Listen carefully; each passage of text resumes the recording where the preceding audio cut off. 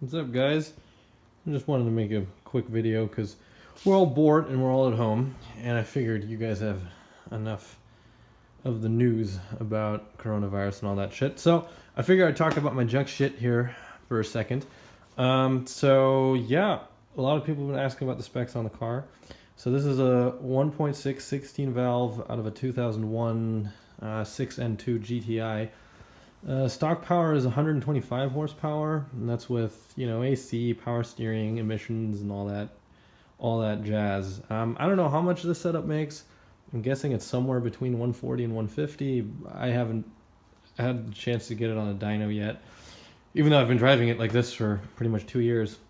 So what I did today is I fitted new ITBs, and these are different from the old ones in two regards. One, I spent the 2 or 3 hours to make my air filter housing actually fit. It's just been sitting on a shelf for years and years, but like I said, we all have time, so I decided to invest the time and do it. It should work. And the other main difference is this little friend right here. I don't know if you guys can see that connector. These have an idle air control valve, and my old ones didn't. So that just had a set screw. You'd set the speed to whatever you want when it's hot, like 950 RPM or whatever, and then cold, it would be whatever it was, depending on how much ignition advance and fuel you can throw at it. But I didn't really like it all that much, so I decided why not give this a go. You can see like all these wires and all these hoses and stuff. That's this harness was probably about a good 2 weeks of just solid prototyping and working, and it's been working fantastic so far. All the connectors are dip soldered and crimped. It's all in nylon packaging. It's mil spec wire, so really expensive stuff. Because if you're going to do something like this, go to a custom ECU, then you really need a wiring harness that you can depend on blindly. Because if you've got a bad connection somewhere, you're going to spend just weeks and months not enjoying the car and just and just trying to hunt that down. So we did everything by the book, I think. The other mods on the engine are, let's see, what do we have here? I've got a bigger alternator. That's like from a Jetta GLI or something. I got it for cheap. It was like $30 new old stock. So I figured, okay, I'll make a custom bracket and have that one fit on here. The radiator is from S&P. It's a company down in Florida. It's a 3-row aluminum radiator, and it doesn't have an expansion bottle. It just has an expansion tank on the side here. And that thing will cool a VR6 twin turbo if it comes down to it, because I live in California and sometimes I get stuck in traffic with this thing, in August or whatever, when it's like 35 or 38 degrees Celsius outside, and then I just don't want to worry about my shit overheating. So I figured I'm going to spend some serious money on the radiator. The other thing is, so this thing is a TA Technics exhaust header. It's a piece of shit. I'm running it because it's the only one that I could get shipped internationally for not outrageous amounts of money. Because you have to understand about this drivetrain in this car. Nothing from a Golf interchanges, as I'm sure you know, but nothing is available domestically either. So every single piece needs to be shipped from somewhere else, and this is the only company or only vendor I could find on eBay that would send one, and it's a piece of junk. I wouldn't recommend it, but it's getting the job done now after I spent 2 Saturdays modifying it to fit this engine in the car, which their manufacturing processes are just horrible, cheap materials. Don't buy anything from them. Ignition, completely stock. I don't think there's any reason to do anything other than wasted spark on this engine. You can go coil on plug from the newer models, but I figured that was just too much. And why? Just to chase down that extra 3 horsepower. And plus, I think this looks really neat with the little plastic cover in here. And this coil was like $12.99 on Amazon, and it's been working fine. So don't buy an expensive coil, I guess. Just buy that one. Brakes, yeah, I've got which I know you guys don't really get, brake booster, or servo, as I think you guys call it. So that's again from a Jetta GLI, an 85 or something, and it works great.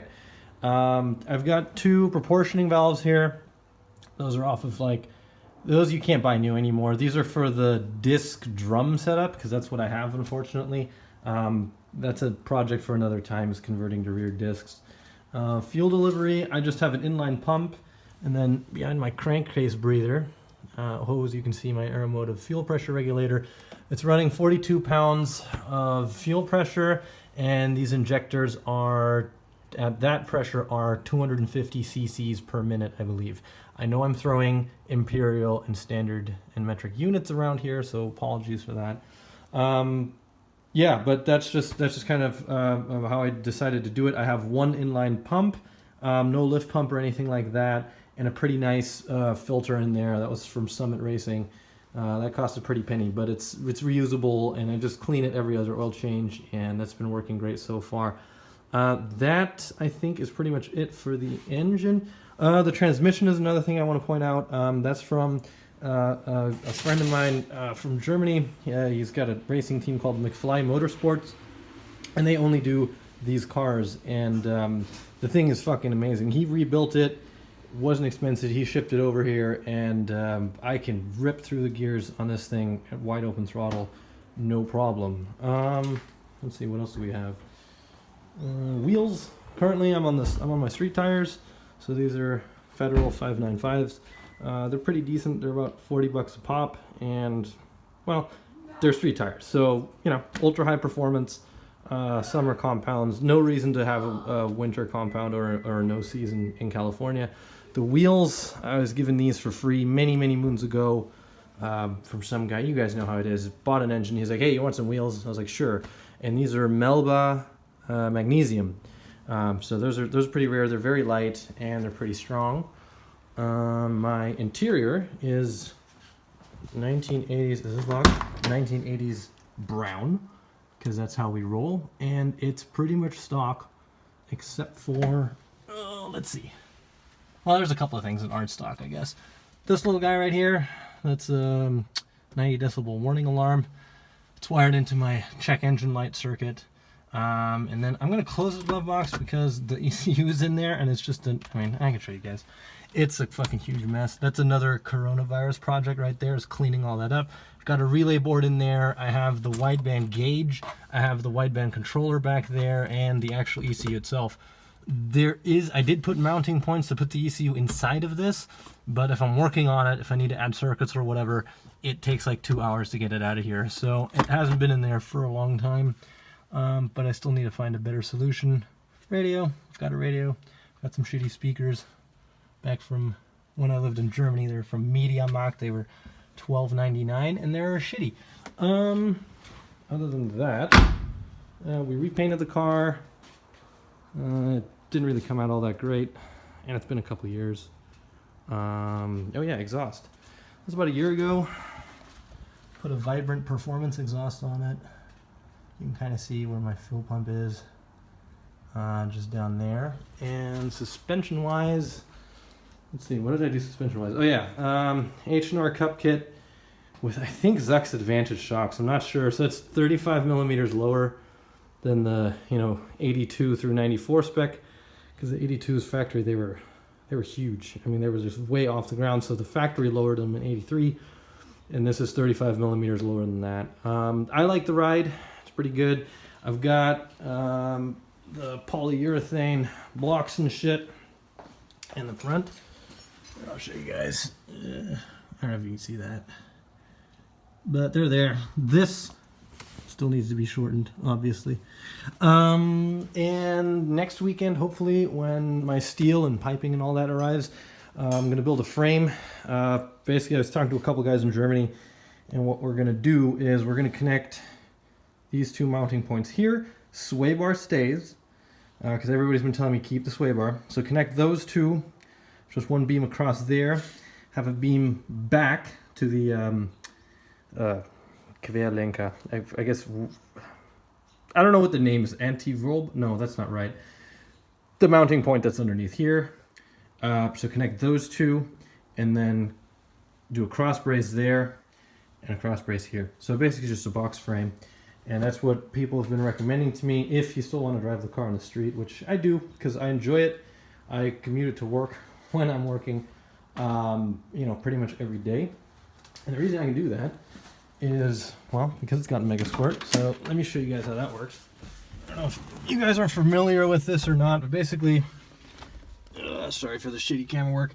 So basically, you build this ECU from scratch, and the wiring harness, and you get all your components and everything, and it's universal and it's open source and programmable. So if I turn on the ignition here, I've got my laptop hooked up. This is the software we use, Tuner Studio, and you can see like all the gauges here reading nominal values right now. If I press on the gas, yeah, wide open throttle right there, and you can just kind of go through it. And this is the Megasquirt 3 with the expansion board, so it's got a ton of features, including CAN. It's got a check engine light. It has VVT, which I don't know if you guys saw the solenoid on the engine, but that's up in the front. And then, yeah, you just kind of take it to track days, drive it around town, till you end up with a fuel VE table. This one is terrible, obviously. If any of you guys know at least the amount about tuning these things, there's some issues here that with the old ITBs, some mechanical issues that the software was trying to work around, and obviously that's not working. Like, it doesn't make any sense to, you know, at 2,200 RPM, 65% load, to throw more fuel at it than at 7,000 RPM and wide open throttle.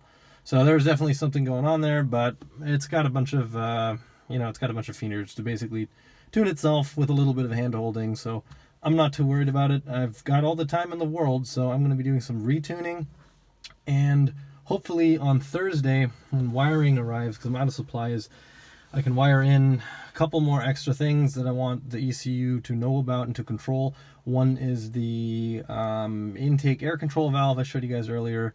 The other one is I'd like this thing to see oil pressure, and I've got that, that VDO can in the front with the two outputs. So that would be cool if this thing would log oil pressure. And the last one is oil temperature.